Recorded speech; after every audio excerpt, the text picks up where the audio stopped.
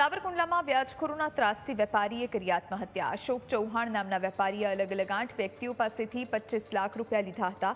વ્યાજખોરો 25 લાખનું દર મહિને 5 થી 10% વ્યાજ વસૂલતા। વ્યાજખોરોએ મિલકત પચાવી પાડવાની ધમકી આપી। અશોકભાઈએ ઘરે ગળે ફાંસો લગાવી જીવન ટૂંકાવ્યું। અશોકભાઈના ખિસ્સામાંથી સ્યુસાઇડ નોટ મળી। નોટમાં 8 વ્યાજખોરના નામ હતા। મૃતક અશોકભાઈના દીકરા ધર્મએ 8 વ્યાજખોર વિરુદ્ધ ફરિયાદ કરી। પોલીસે 8માંથી 2ને ઝડપી લીધા અને બીજા 6ને પકડવાની પોલીસે તપાસ શરૂ કરી છે। વ્યાજખોરના નામ વિશે જે જાણકારી પ્રાપ્ત થઈ છે અનુસાર ભાવેશ વિકમા, બિપિન શેલાર, મહેન્દ્ર નથવાણી, નીરવ ખેરાજ, મુકેશ નથવાણી, જીતુવાળા, મનુવાળા અને રઘુ ખુમાણના નામ આ સ્યુસાઇડ નોટમાં લખેલા છે।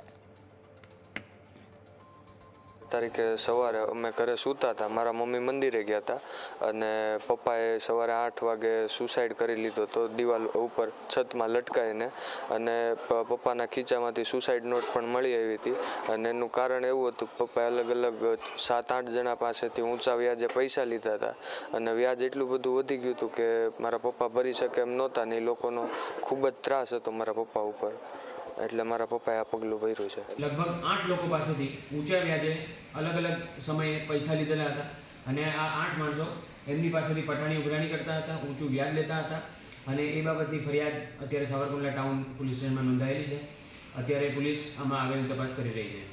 આ જે 8 આરોપીઓ છે જેમના વિરુદ્ધ ફરિયાદ નોંધાયેલી છે એમના નામ છે: પહેલું બિપિનભાઈ ધીરુભાઈ શેલાર, બીજું ભાવેશભાઈ ગોલણભાઈ વિકમા, ત્રીજું મહેન્દ્રભાઈ નરોત્તમભાઈ નથવાણી, ચોથું નીરવભાઈ ખેરાજ, પાંચમું મુકેશભાઈ શિવલાલભાઈ નથવાણી, છઠ્ઠું જીતુભાઈ મનુભાઈ વાળા, સાતમું મનુભાઈ ભીમભાઈ વાળા અને આઠમું રઘુભાઈ ખુમાણ।